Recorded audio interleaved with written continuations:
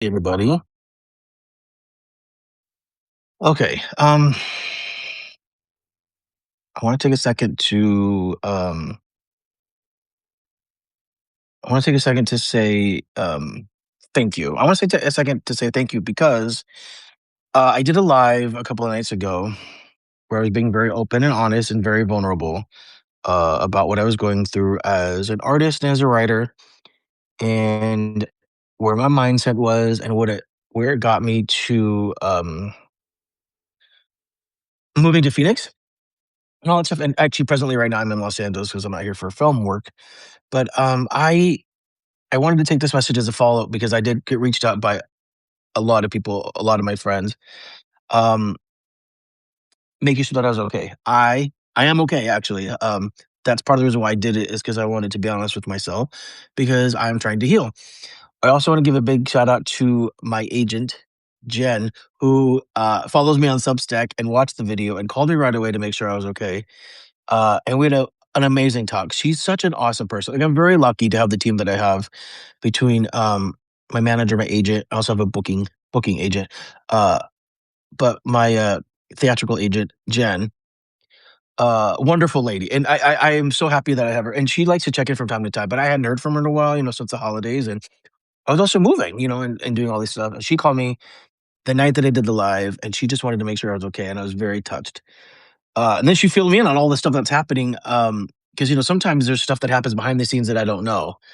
Um, and they tell me, but sometimes it just happens, and then it's like, we don't get a chance to connect to find out these things. And so she just called me and was just like, "Things are happening. I want you to know that I'm proud of you. You're very talented. Keep going." Uh, so thank you, Jen, for that. In case you watch this video. Also,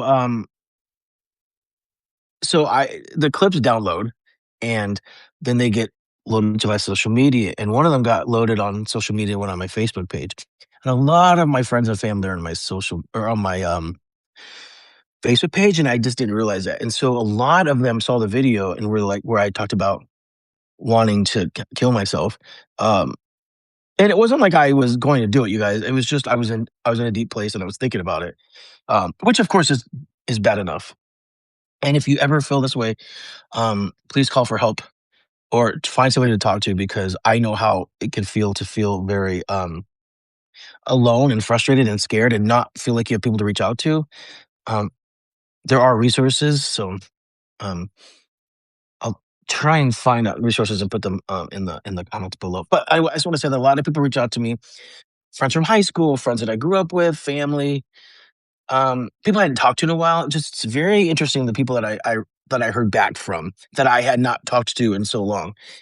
Just reminding me that they're out there, reminding me that that even though they're living their own lives, that they're thinking of me. And I will tell you that that actually was very wonderful. So I woke up the next day just like I was on cloud nine. I was in a great place. I had such an awesome phone call with my manager. I'm sorry, and my agent. And I just was like, you know what, this is it.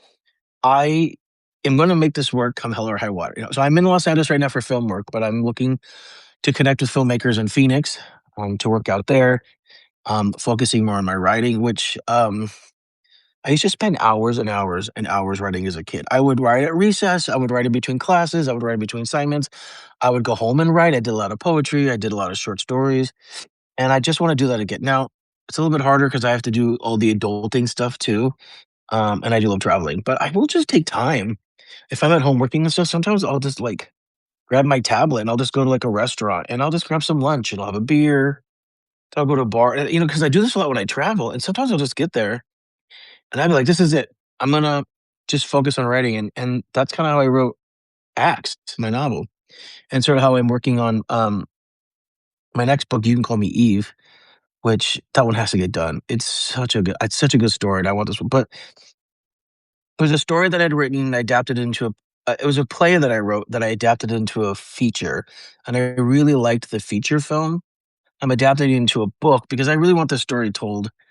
And I think it's gonna make it's a great story regardless. So I'm kind of like combining both the play and the movie together to make this one.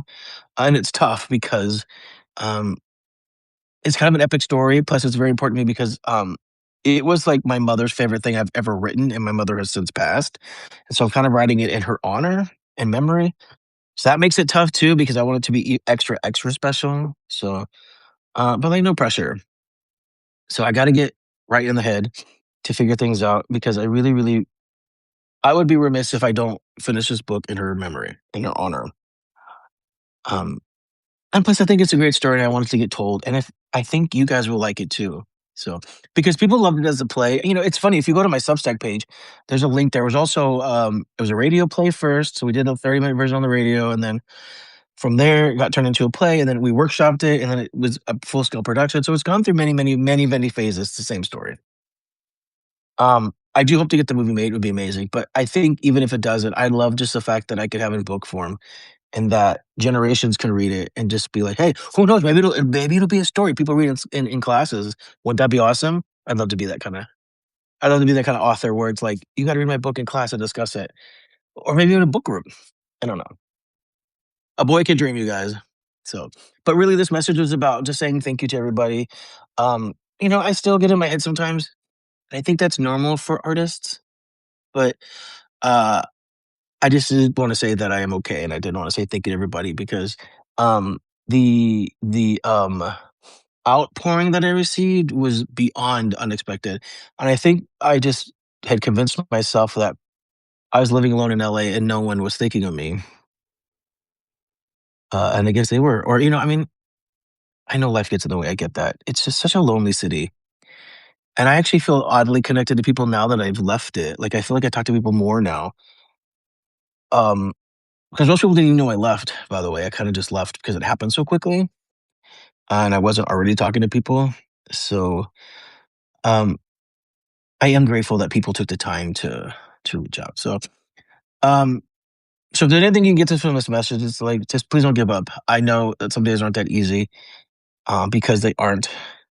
I don't think it's meant to be. I think we have to have the bad days to understand the good days, and the good days to understand the bad days. And these are the things that sort of shape us as who we are as people. So, anyways, just hang in there.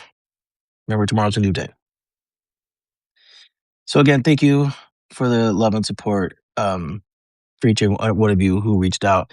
I really couldn't have done this without you.